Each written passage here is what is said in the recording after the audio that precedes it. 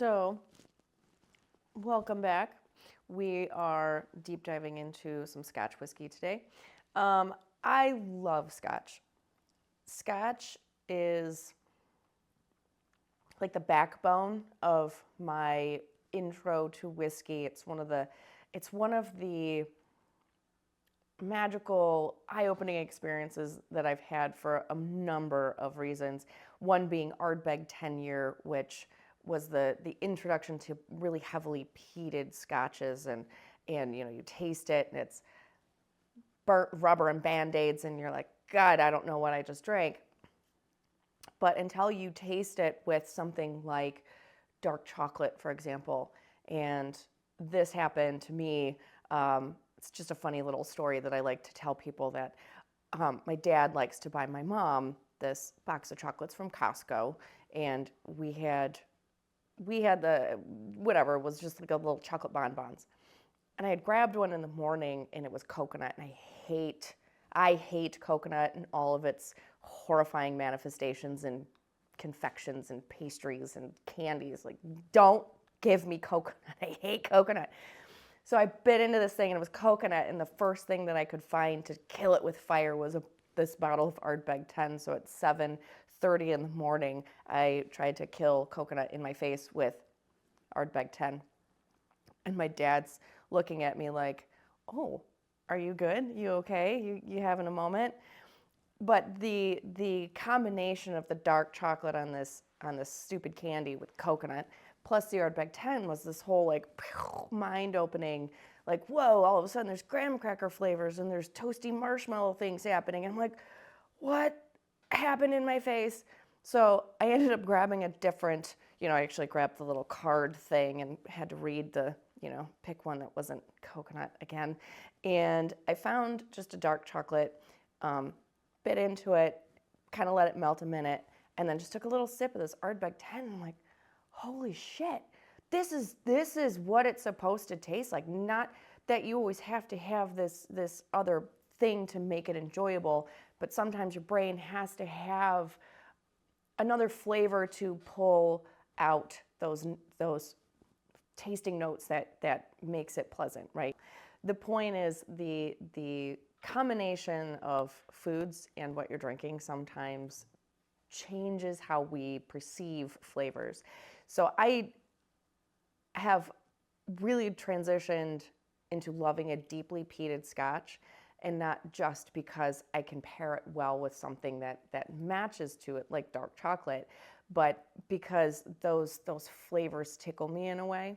So today, I want to dive into some scotches that they're very easy to dig into. They're not heavily peated, although the Highland Park is a peated Scotch, but it's not an aggressive peat.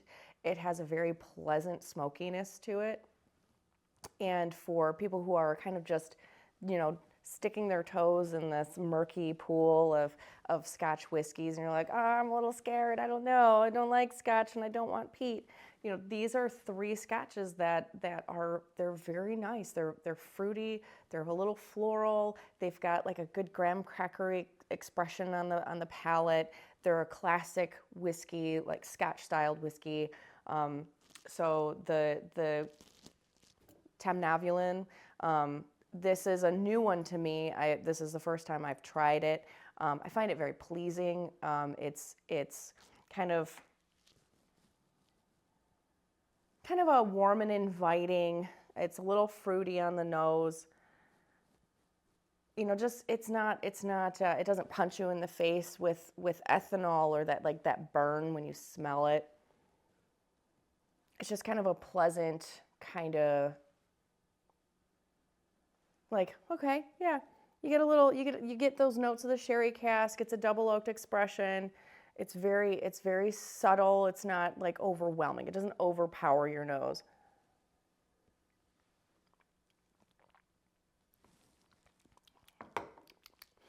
And it's soft, has good mouthfeel, a little bit of bite on the back, little fruit. It's not like a powerhouse of flavor, but as an introductory Scotch, it is really nice. It's just easy to just sip it and appreciate it and enjoy it. And that's kind of where we want to fall, right? When we're dipping our toes, when we're trying to experience new things, you just kind of like work into something slowly, you know, filter in like what's going to not be offsetting. Like Ardbeg 10 for me was like, oh God, what did I just put in my face? These are scotches you can try and not have that like, moment. So the Highland Park 12-year, it is peated. It's made on Orkney Island. I think the bottle is cool as heck because it's this very neat chiseled raised glass. It's just very pretty. It's 12-year age statement. And you don't even really smell a lot of like that smokiness that like if you stick your nose into a glass of Ardbeg, all you smell is peat predominantly if you're uninitiated. And this is, you can kind of smell just a tiny bit of like a smokiness, but it's really not. It's very subtle. And it's certainly not the first thing you taste. There's a little more bite to this one. It's a little more assertive on your tongue, but it's not oppressive. It's not oversaturating with the peat smoke. It's there, but it's kind of just like this pleasant little whisper on the sip. And then when people come in and they ask me specifically like what scotch I like, I lean very heavily on the Glenlivet 15. It's a French oak finished whiskey, and French oak is something that I really love.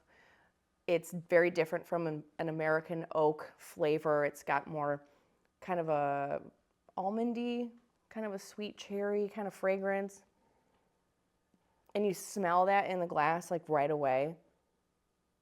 It's just got this pleasant, light kind of almond